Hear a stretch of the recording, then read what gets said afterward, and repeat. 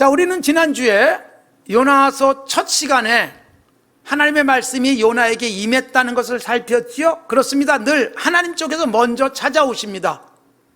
하나님 쪽에서 요나에게 말씀하세요. 요나가 하나님 뭐 좀 주세요 그런 것이 아니라 하나님 쪽에서 먼저 말씀하셨어요. 여러분, 죄인들에게 하나님 쪽에서 먼저 오시는 거예요. 창세기 3장에도 보면 아담과 하와가 범죄한 이후에 하나님 쪽에서 먼저 찾으세요. 아담아 어디 있니? 그렇게 찾아오시잖아요. 하나님의 신방, 하나님의 말씀. 그러니까 하나님 쪽에서 우리에게 계속 찾아와시는 은혜가 있는 거예요. 그래서 요나에게도 먼저 말씀하셨어요. 문제는 뭐냐 하면 하나님이 이렇게 찾아오시고 말씀해 주심에도 불구하고 말씀을 받아들이지 못하는 모습이 가장 안타까운 거예요.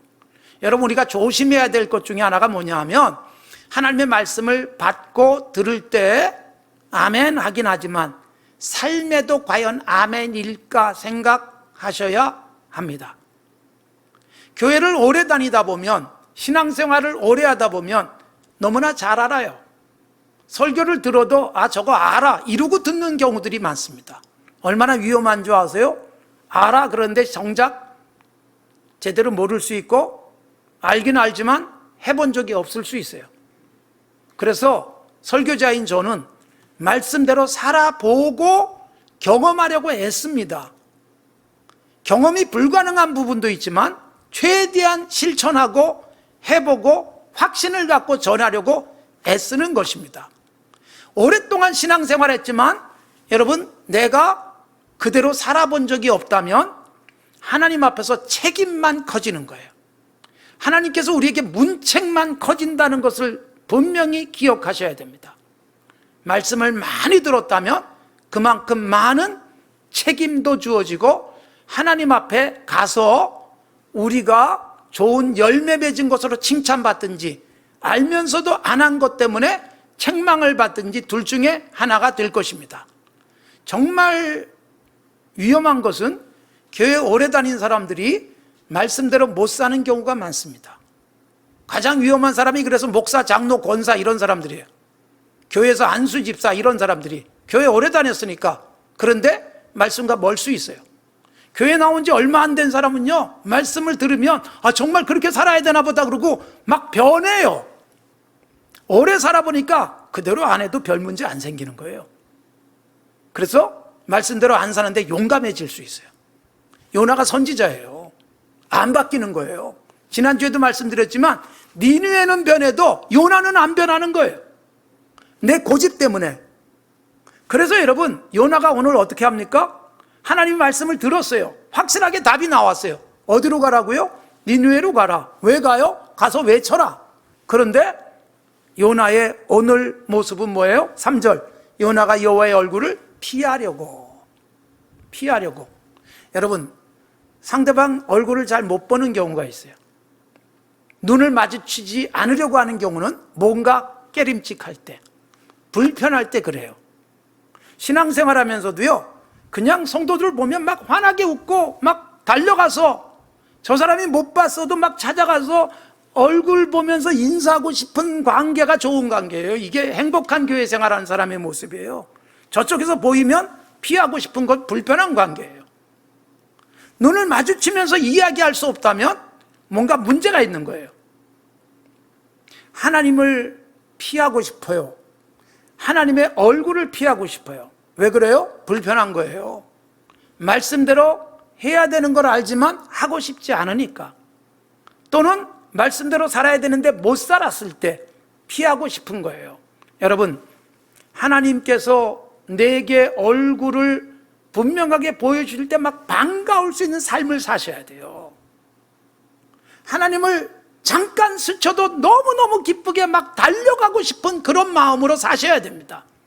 당당하고 그리고 자랑스럽고 하나님의 말씀이 너무너무 좋아서 그냥 그대로 살아가면서 행복한 신앙생활을 해야 되지 않겠습니까? 그런데 요나는 피했습니다. 얼굴을 피하려고 작정했습니다. 자, 아까 말씀드렸지만 아담과 하와가 범죄하고 숨죠. 하나님이 찾아오시지만 하나님의 얼굴을 피하여 숨습니다. 죄인의 특징이에요. 뭔가 불편하면 안 보려고 하는 것입니다. 그래서 여러분, 불편하지 않은 삶을 사셔야 돼요. 사랑하는 성도 여러분, 누가 봐도 괜찮을 삶을 사시고 하나님의 얼굴을 피할 필요가 없고 하나님과 눈을 마주쳐도 기쁘고 감격스러운 삶을 살아야죠.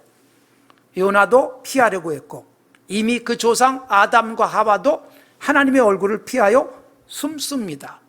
숨는다고 숨겨집니까? 피한다고 피할 수 있을까요? 어디로 간다 한들 하나님이 못 찾아내시겠어요?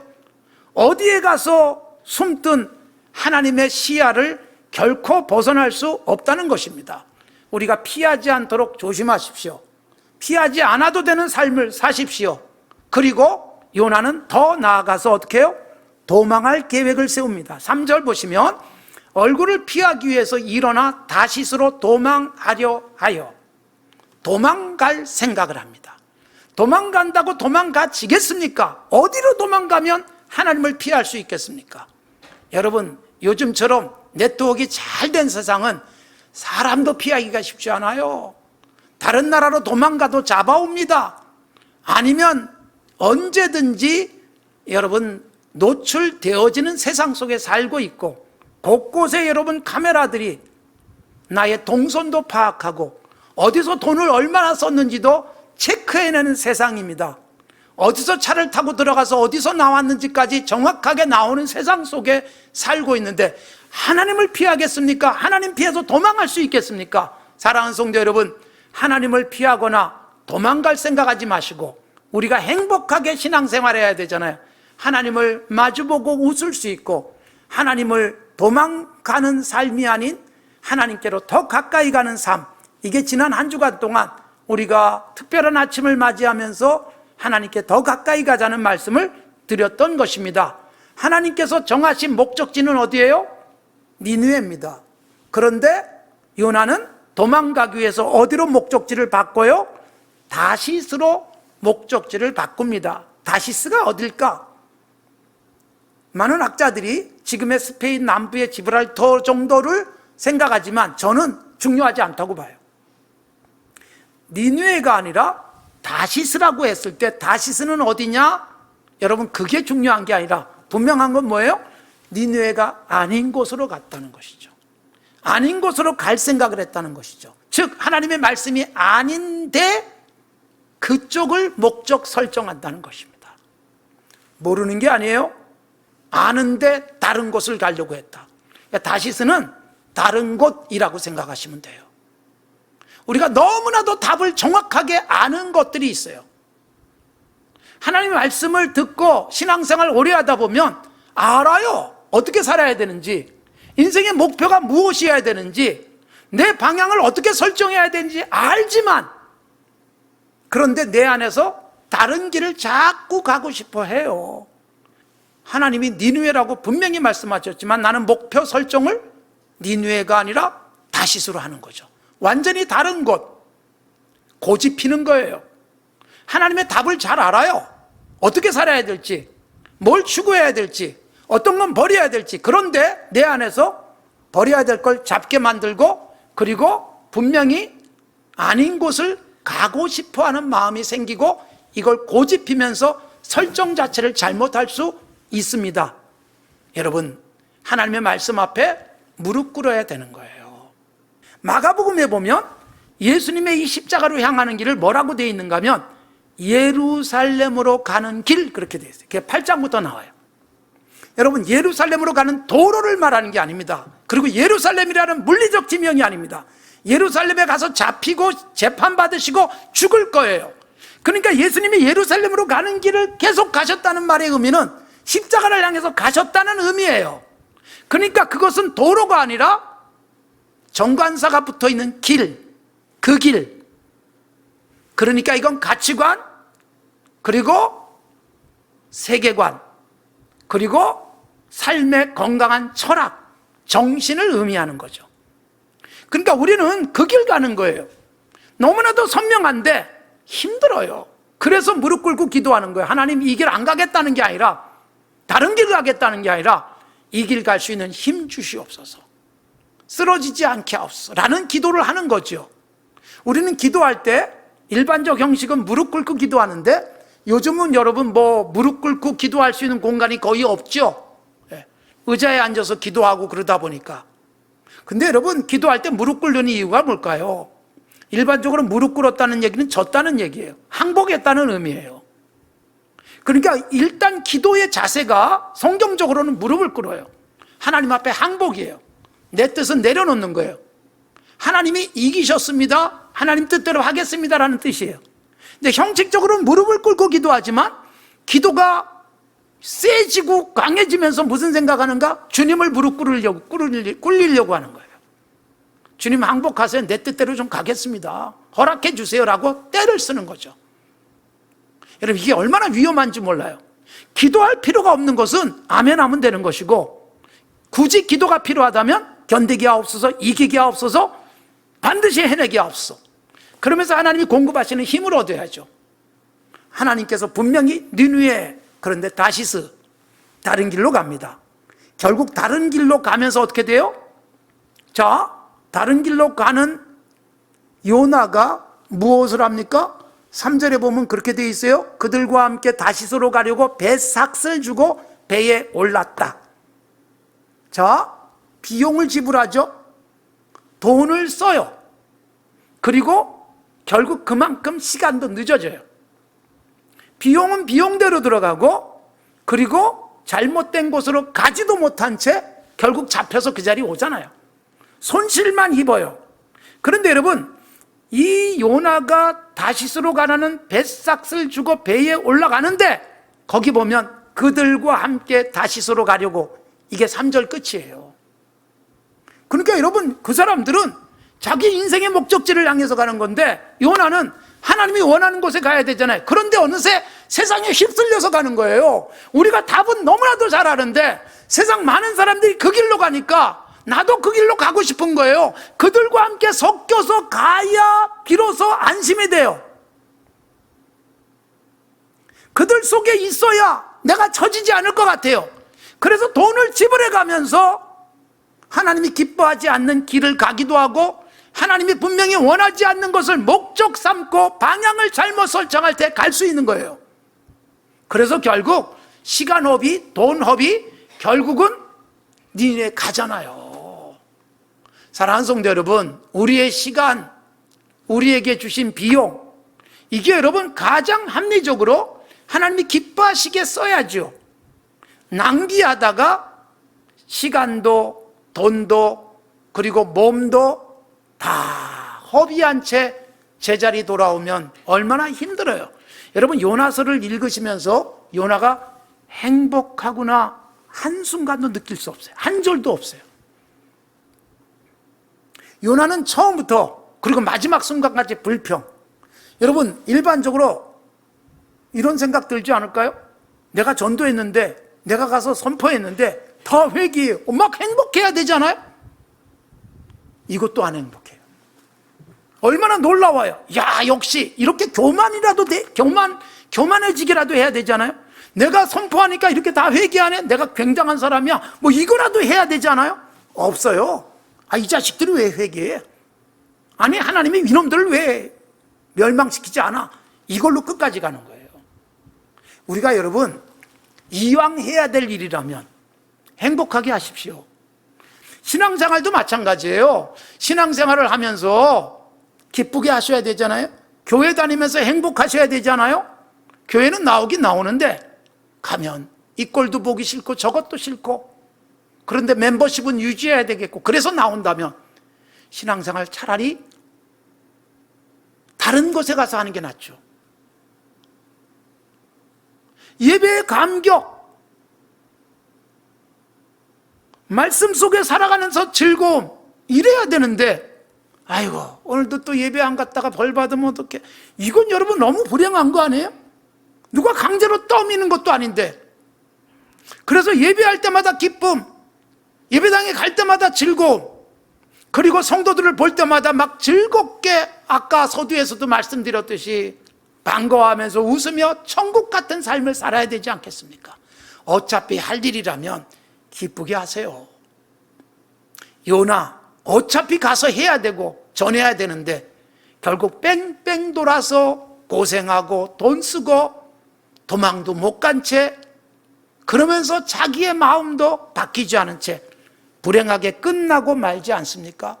사랑하는 성도 여러분, 우리가 하나님 앞에서 피하고 도망가는 것은 나를 스스로 학대하는 거예요.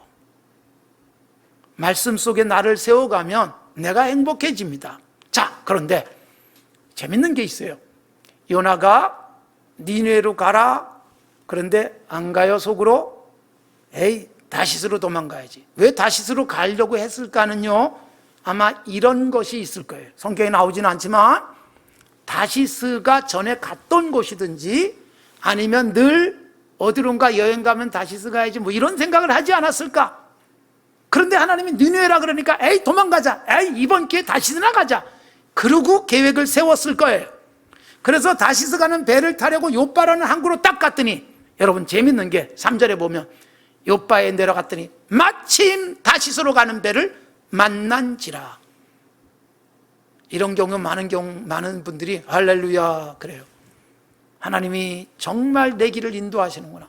여러분, 니느웨가 아니라 다시스로 가려고 계획 세우고 항구에 왔는데 마침 배가 딱 기다리고 있죠. 사탄은요, 우리가 잘못된 길로 가면 환영해 주면서 길이 잘 풀리게 합니다. 사탄이 준비한 건 배였어요. 우리가 어쩜 이렇게 잘 풀려? 조심하셔야 돼요. 잘 풀리는 게 하나님의 인도가 아닌 경우도 많습니다. 하나님의 인도로 인하여 막힐 것이 안 막히는 은혜도 있지만, 때로는 말씀대로 가지 않는데도 잘 풀리고 고집피면서 가는데도 양심이 좀 불편한데도 이상하게 돈도 잘 들어오고, 이건 여러분 사탄이 준비한 덫이에요. 올무에 걸리는 거고 함정에 빠지는 거예요. 바울 사도가 로마에 가는 게 꿈이었어요. 로마서를 쓰면서도 아직 로마를 못 가본 거예요. 로마서 서두에서 여러 번 길이 막혔다, 그러나 반드시 가고 싶다, 그런 의사를 표명해요. 그러다 드디어 로마로 가는 길이 열려요. 그 로마로 가는 길을 만들기 위해서 일부러 무죄로 풀려날 수 있는데 로마 황제에게 재판을 받겠다고 청원을 하고, 그래서 재판받기 위한 피고인의 신분으로 로마로 가게 됩니다. 이게 사도행전 27장이에요. 그런데 로마로 가기 위해서 배를 탑니다. 근데 배를 타고 항해를 해야 되는데 피고인이 돼서 다른 죄수들과 함께 로마의 백부장이 호송하는 곳에 같이 들어가게 됩니다. 그런데 바울 사도가 경험이 많아요. 지중해 경험이. 배를 타고 막 위험도 많이 겪었어요. 그런데 바울 사도의 경험과 하나님께서 주시는 감각적인 그 안에 분별력을 가지고 보니 지금 출발하면 엄청난 어려움이 있을 것이다 라고 생각되어져서 바로 백부장에게 말합니다. 지금 출발하면 큰일 납니다. 엄청난 풍랑 때문에 우리가 다 위험해집니다. 그런데 선장과 선주는 지금 출발해야 손실이 적어요. 이익이 남아요. 그래서 강행을 합니다. 그러니까 바울 사도의 말은 무시됐어요. 그런데 여러분 재밌는 게 사도행전 27장 13절에 보면 바울 사도의 말이 무시되고 배는 출발. 그런데 남풍이 순하게 불더라, 그렇게 돼 있어요. 그러니까 여러분 바울 사도 째려보면서 그러지 않았어요? 뭣도 모르면서 이렇게 좋은데 뭐가 위험하다 그래? 그랬을 거예요. 그런데 얼마 안 돼요. 유라굴로라는 미친 바람이 불어오더라. 그리고 배가 다 깨져버리죠. 그러니까 여러분, 하나님의 말씀 제쳐놓고 아무리 이 길이 옳은 길이다라고 해도 다른 길로 갈 때 당장은 잘 되는 것 같아요. 마침 항구에 사탄은 배를 대기시켜 놓고 주머니에 돈도 있어서 배삭을 치르고 가게 하잖아요. 그런데 하나님은 뭘 준비해요? 광풍을 준비해요. 막아요. 이게 하나님의 은혜예요. 여러분, 내가 생각한 것 잘못됐는데도 길이 척척 열리는 건 사탄이 하는 일이에요. 내 길을 막아주신다면 하나님의 은혜요 복인 줄로 믿습니다. 그래서 여러분, 내 생각대로 안 되는 것을 감사해야 될 때도 있어요. 굉장히 험한 길인데 이게 은혜일 수 있어요. 뭐가 형통일까요? 편해야 형통이 아니에요. 창세기 39장에 보면 요셉이 애굽에 노예로 팔려가고 억울하게 죄수가 되는 일이 나와요. 이게 창세기 39장. 그런데 창세기 39장에 3번 반복되는 표현이 있어요. 요셉이 형통했다, 형통했다, 형통했다. 아니, 죄수가 돼요? 아니, 그 전에 노예가 돼요? 세상에 이런 불통이 어디 있어요? 성경은 형통, 형통, 형통. 무슨 뜻일까요? 여러분, 그 힘들고 어려운 길은 하나님께서 애굽에서 최고의 자리로 가게 하시기 위한 코스웍이었어요. 이게 형통이었어요. 그러니까 우리는 바람이 순하게 불고 또 배가 딱 기다리고 있으면 이걸 형통이라고 생각하지만, 말씀대로 가지 않아서 잘 풀리는 것은 가장 큰 덫에 빠지는 거예요. 마침 배가 있어요. 그러나 하나님은 광풍으로 그 배를 더 이상 못 가게 만들죠. 요나의 앞길을 막아주시잖아요. 우리 안에 늘 있어요. 하나님이 말씀하시는 거, 그게 좋은 거 알아요. 뭐가 하나님 나라인 줄 알아요. 그런데 내 안에 또 다른 내가 있어요. 충돌해요. 예수 안 믿으면 충돌이 없는데, 그래서 바울 사도가 그것을 로마서 7장에서 오호라 나는 공고한 사람이로다, 내 안에 또 다른 내가 있네, 이 고뇌를 표현해요. 개인적인 고뇌였고, 그것을 갈라디아서 5장에서는 일반적 원리로 제시해요. 우리 안에 육체의 욕구, 성령의 욕구가 늘 싸운다. 성령의 욕구는 우리로 하여금 힘들어도 하나님의 뜻대로 가자. 내 안의 욕망은 편안한 곳, 돈 더 많이 버는 곳, 더 빨리 갈 수 있는 곳, 이게 충돌하는데, 성령의 욕구가 승리하면 우리의 인생은 사랑이라고 화평, 오래 참음, 자비, 양선, 충성, 온유, 절제의 열매를 맺는다라고 말씀하는 거예요.